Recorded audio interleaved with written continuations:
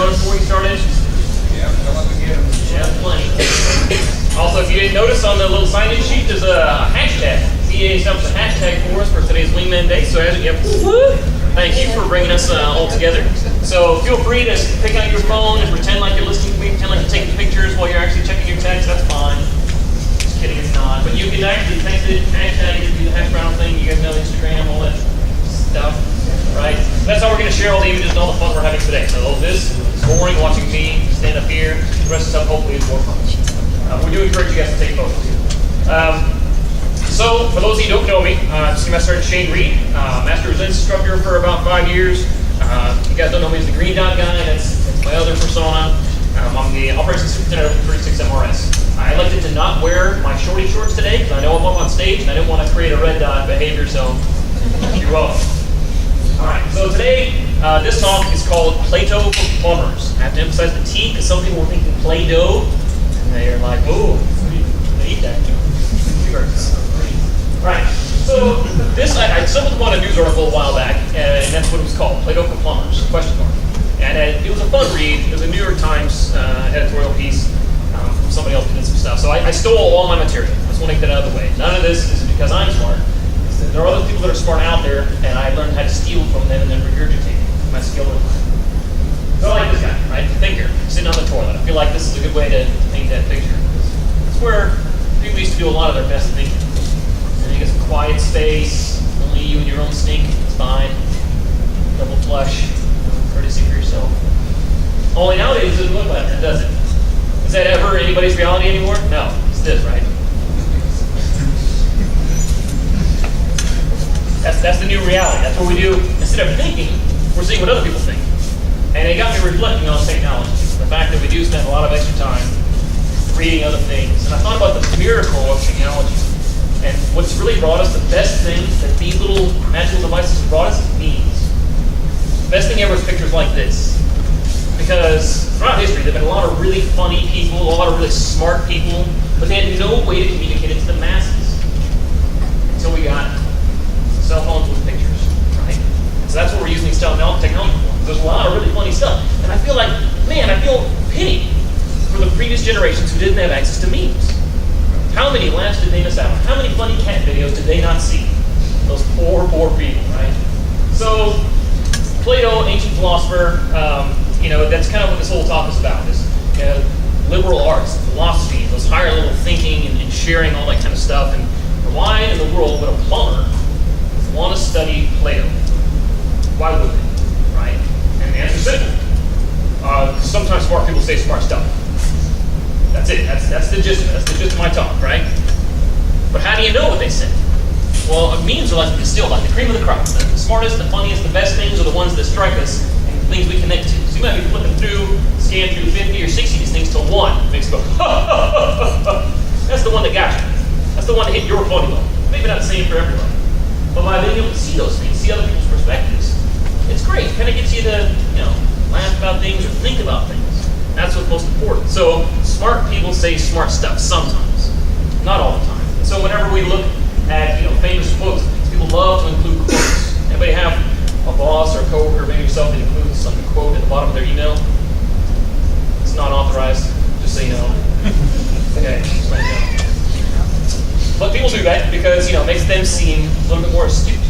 Or maybe something they just really gravitate towards. Maybe something they really feel strongly about, right? So here's quotes, because no talk about philosophy is complete without quotes from smart people. And what's funny about these is you look at it, and it talks about the importance of studying these things. And the importance of me telling you these things is reflected right here. And these are all interesting, but you know what? All these smart people that said these really smart things about why it's important, I bet they said a lot of stuff that wasn't so good.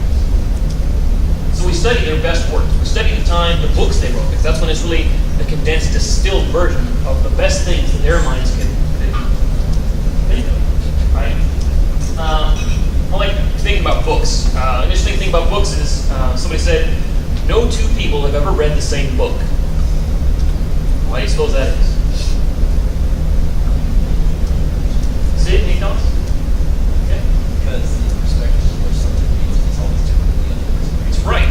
So when you're reading a book, you're bringing your own perspective to it. if you're imagining, whether it's fiction or fact or whatever, you're using your own imagination to process that stuff. Now all that stuff has to go through your own personal filter, so it's not the same to everybody. Your experience with any given book, even if it's a dictionary, is different than it is for Colonel Taylor. That's the way life works, right? So it's neat. That's why it's important to study these things and expand your horizons, because you get to take on different perspectives and add those things to your repertoire. But not me. That's, people say smart stuff, not me. Right? That's because why? I'm an aerial porter by trade. I'm an enlisted man. I got a CCAF.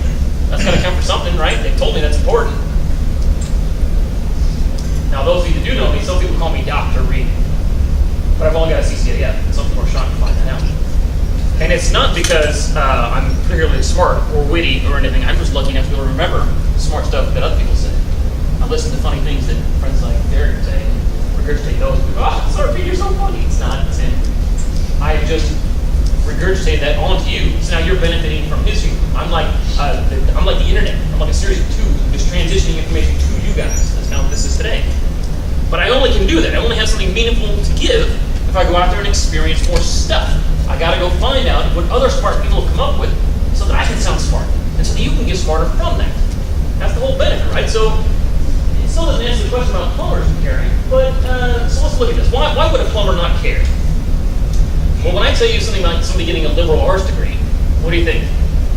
Somebody's mad, they got a liberal arts degree and they can't find a job. Do you scoff? Do you laugh? And we're kind of a blue-collar culture, so that tends to be the average reaction. So you go back and you look through the history of elitism. So it started long before the feudal times in Europe, but this is a good example of who got what and who was studying philosophy. So if you look at like the kings and the monarchs and all the people that owned land, the nobles, the ones who never got their hands dirty, the ones who never got a tan, who never had to work outside, those are the ones that spent time learning things like philosophy, mathematics, literature, right? Those are the ones that studied the higher arts. Number one, because they had the means, they had the time, they had the money to do those things. The poor people, they never needed to learn how to read or write because all they had to do was plow. All they had to do was keep on hitting that blacksmith, stop hitting that anvil. So it just built up a culture where you had the workers who didn't need to think. All they needed to do was be good at their vocation. And then higher level people who had to make these decisions and deal with the big problems, they had to be big thinkers. They had to have the skills for problem solving. And that's why they studied these things, to expand their minds. It was not important for lower levels. And that's continued today. So if you look on the right side of the screen, you'll see, big bankers, corporate elite, people that come from old money, right? People that go to the best Ivy League schools without a scholarship because mommy and daddy can pay for it. Why? Because mommy and daddy went to those same schools. Mommy and daddy came from parents who did the same kinds of things. They studied the same kinds of classes so they could hold those high-level positions. Because they have expanded their minds to make them stronger, more effective leaders. And that leaves people down at the lower tier that don't have the time or the money to go to school even if they cared. But you know what? We've decided that we don't care. We've decided that in fact it's a waste of time, in many cases, to study things like philosophy and the arts. So every time you see like in a tax or in the budget that the government puts forward, and they talk about how much money they're sending out to keep the arts going in certain areas, a lot of people are like, no, we don't need that. We need more money for tanks and guns and bombs. We need money for musical classes, foreign languages, We need money for the stuff that matters. Stuff does matter. Because you can't grow a new generation of thinkers overnight. It takes time. You have to cultivate thinking. And so that brings us to something like this. We have got a society that cares very much about keeping those in power, keeping those down, keeping them down. Now, we don't care about that. We want the opposite, right? The American dream is to move up. We want to get up and above that level. We don't want to be down in the trenches. But the system's rigged. The system is rigged against us. Well, most of us. Who here has tuition assistance? Yeah, just about everybody, right? So, if you have the ability to take classes and go to school, you probably should, right? Because that's how you get to that upper level. And it's not about the degree. The degree is merely a rite of passage. It tells people that you've been through this stuff, and that's why it's important. You'll hear some talks if you go to the education benefits seminar. Getting a degree is very important because it looks good on your resume. The only reason it looks good on your resume is because of what it stands for. It means that you've been exposed to more. So if I just learned my vocation, if I just got good at doing fleet service on an airplane, which is to empty out the lavatories, it's a great job. I'm going to work for a civilian airport, make pretty good money because it's hazardous. You know, I could be happy pumping poop out of airplanes, hurting turds on the flight line all day long, the rest of my life. And I can keep that narrow focus and be my own happy little fun, bump it along the line. But that's not what I want. I want something more. So, I have to expand my horizons. See, look at stuff like this. I love the middle quote. America was created by philosophy. Being a nation of immigrants, being a very relatively young nation, we have that central idea that everyone can move forward. Everyone should want to do more and get to that next level. There's no classes. People won't accept that you are where you are in life. People know, they feel like we can move up. We have upward mobility if we apply ourselves. That's why people want to come to our country. That's why democracy and certain elements of capitalism are things that people aspire to. It breeds that kind of ingenuity and that drive and motivation. Education, though, is the key. Not education, you're just stagnant. You're going to sit in one place. That's why we got to learn. So I talked about liberal arts degrees, right? Who's got time for that? Ain't nobody got time for that. Right? But truly, I'm not saying that getting a liberal arts degree is the key to success. What I'm saying is studying things to broaden your mind is a lot different than just learning what the books say. So let's look at the reasons why we at the lower levels might not pursue that. Why a plumber might not pursue the studies of Plato in order to expand his or her mind. And that's because, you guys familiar with Maslow's hierarchy of needs? Right, where you can't, alright, so I'll explain this real quick. So the idea is, you can't move up to the next level of things to care about until you take care of the bottom. It's a pyramid because, for example, the bottom, physiological needs. Until you have food, water, shelter, you can't worry about anything else. You have to find food. I guarantee if you're hungry enough, you will stop caring about everything else going on in your life. You won't care about going to school, you won't care about going to work, you will care about finding food. That's just our base nature. So until you take care of your physiological needs, food, water, shelter, you cannot move up to the next level. Security needs. Alright, so you got shelter, maybe you start to accumulate some stuff. How do you make sure you keep it? How do you make sure somebody doesn't take it away from you? What kind of security do we need? Right? So once you establish security, then you can calm down, because now you're not going to lose your stuff. That's why we're social critters. We're really not all that capable on our own, but as a gang, we're pretty good. Right? Then you get to the belongingness. So just being part of a group doesn't provide enough value. That's where you start to transcend. Now you're looking for meaning, that feeling like we belong. Right? That's another thing that's important. So feeling like we belong, we still haven't even got to education. We're not even there yet. We're still trying to take care of our base level needs. I need to be part of a family. I need to have friends. I need to have a social life. Right? Esteem needs. You know, that's prestige, that's earning stuff, that's pride. Getting things that make you proud. That's where education starts to come in. You get a title, you get a degree, right? So as you move up, you can get that. But if I'm worried about my paycheck tomorrow, if I'm working month to month, paying week to week, don't know if I can put bread on my table, how much do I care about a degree? Pretty much none. And even if I did care and I knew it was good and I wanted it, I'm not going to get it because I got to worry about going to work. I got to pull some overtime hours. I got to take care of business. That's why Maslow's hierarchy of needs is important to understand when you're thinking about why don't lower level folks go pursue these higher level degrees. Not everybody needs it. Frankly, if you don't need it, why would you go? You got better things to do, right? So I talked about Plato. I figured I'd at least include a quote from Plato. When people need things, that's when they invent things. That's the gist of that quote right there. So when you go back to that hierarchy of needs, that's why smart people make things to make life easier. You know, I just have to go to my computer and log in and check email and load and do the beep. You know, like the old dial-up. You guys ever had to? Some of the young folks don't even know what that sound is. You know, I'm kind of old, sorry. But that's what it used to be. Waiting for what? Single image to load. Right? People didn't like that. It was wasting time. So now I have a phone, and people back in the 1980s, when they saw me getting frustrated with my phone because it won't load this page, not in range. What a piece of crap. It's a miracle in a box. And I'm going, this thing sucks. I can't wait to get a new S8. That's just, it's kind of funny the way that works. So we continue to invent things to make our lives easier. Sometimes out of need, but once you get your needs taken care of, then you think, all right, what allows me to not have to worry about the next thing? What makes the next thing easier? But you don't get invention without the mind to imagine it. And that's where we get back to studying the arts. The arts are the key to unlocking the creativity in your brain. Studying philosophy, getting to the why. Why does this work the way it does? Is the earth round or is the earth flat? I don't know. How does that work? And think about it. And start doing relative comparisons. That analytical thinking comes from expanding your mind. So all the smart people that invented things like the, you see the thing that like gets a slice of pizza and cuts it at the same time, it's like a wedge-shaped contraption.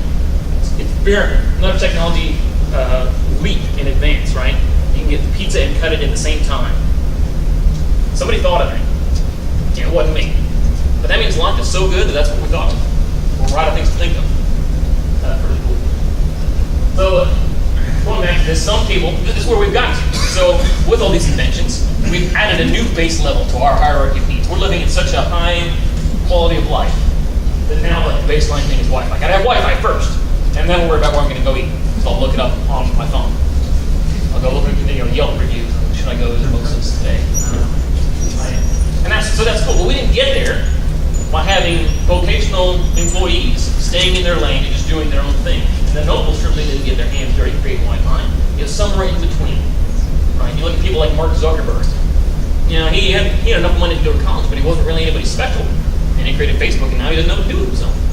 Elon Musk, the guy inventing cars, kind of the same thing, right? Some of these people just have enough ideas, enough inspiration to make it work. But a lot of times it comes from us, people. So, like I said at the beginning, this whole thing's kind of about growth mindset. It's about expanding your ability to think. And Roosevelt said it best, that if you just keep doing the same thing you're doing, what you're doing is you're teaching your brain that these connections between neurons and electrons and all those kinds of things, where all the brain chemistry is really solidifying you deep and digging a rut that you're going to stay in. You get really good at following these patterns. Does anybody drive the same route to and from work every day? Sometimes wake up at home or at work, how did I get here? Your brain is on autopilot. I used to be really bad about that. In Germany, I just wake up. 20 minutes of my life just gone. I don't know where it was on. My eyes were open. I was driving clearly, but I have no recollection. Because my brain had been learning these patterns, and it didn't even need me to be engaged. It could do it on its own. Pretty amazing stuff. And the same thing goes with our jobs. It goes with our life situations. Once you begin to accept your fate and stay where you're at, your brain will just dig that rut deeper and deeper and deeper. And the opposite is true as well. So if you continue to try new things, your brain begins to strengthen all those other connections. And eventually all those weak cells become unneeded because I don't need to worry about my old patterns. I'm always learning something new. Your brain becomes better at learning. And the more you can make those strong connections, it actually gets faster at processing new information. That's why the study of the arts of philosophy is important, because as soon as you start exploring the why, you keep going to why, not what and how. That's how you build your muscles in your brain effectively. You're building a brain that can think better by studying these whimsical things, studying these liberal arts. So my bottom line is education, right? Going to school, learning what it says in the textbook, remembering what your professor said, writing it all down and passing the tests, that's great. That will get your degree. That doesn't really get you an education, and that's not why it's important. Right? The Air Force champions this stuff all the time, right? How many people have been told to go get their CCAF? Or better yet, who has not been told to go get CCAF? Just the officers, right? Have you been told to get a bachelor's degree or a master's degree, right? Pursue your PhD, all these kinds of things. The same thing should apply to our enlisted corps. And so we're fitting in the airmen. I go, hey, welcome to the Air Force, go get your CCA. And they go, sir, I've already got my bachelor's degree. Right? Okay, and I go, well, yours comes out, you're going to have something. Okay, so we've built this into our systems to say that education is super important. You have to keep improving yourself. Even if you've got a high-level degree, your supervisor's still going to throw their hands and go, well, you got to take more classes. And that's a simple answer to a very complex question.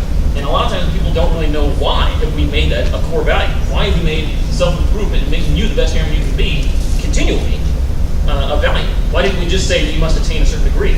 No, we say you must get education continually. You Because by being a lifelong learner, by exploring new things, you're eventually going to be able to take on new challenges in the Air Force and beyond. You're going to take all those skills, you're going to improve your brain to a point where you can be a better leader. You can make more effective decisions and you can make them faster. You're going to connect all the dots. That's what we want. We have the smartest, best generation of airmen in the whole entire world. And this is the best Air Force. We got the best of the best of the best. So that all that stuff is very important. Now, one of the other quotes I showed up there before was, that if you don't get your education, essentially, you're going to end up working for your inferiors. That means that if you don't find a way to rise to the top, your elected leaders, your officials, your tribal council that's telling you how to run your life and what's going to go happen next, they're going to be people who aren't as good as you. They're not as good at leading. They're not as good as thinking. They're just not the right people. And so when I look around at my fellow airmen, I say, these are the people that I want to work for. I want you guys to go out and run for president, run for Congress, become a judge, become a lawyer, become something more. Take all these experiences you've got and go from being the best airmen to being the best citizens. And I think these airmen right in front of all of you have what it takes to do a way better job than the people already up on Capitol Hill. Not to disparage them. But I think you can do better. I think all of you can do better. But if you accept where you're at and don't try to expand your horizons and try to improve yourself, you might get stuck being a plumber the rest of your life. Anybody want that? It's not bad. So that's the end of my presentation. About half an hour long, see if you guys have time. So at this point, I'll open it up for comments. What do you guys think? If I convinced you, if I sold you on going to school? Starnes, what do you think? He was in that mode of legislation not really being there. Okay. Well, good morning. If I say good morning, Emma Starnes. Alright, so what do you think? You ready to go to school now? Yeah, actually, I'm working to get all my classes. Okay. So a lot of times people get stuck there. Looking into, getting ready to, I'm about to, I'm going to make an appointment, right? So you got to hold yourself accountable. If this is something you really think, if you really believe in yourself, the way I believe in you, take action. Take control of your life. Take full bottom horns and do something to improve yourself. Anybody else got any thoughts? Anybody doesn't totally disagree with me? All right, that means I'm right. So thank you for your time. And notice if you didn't get a chance to sign in, please do so. And next class in this room will be at 11 o'clock.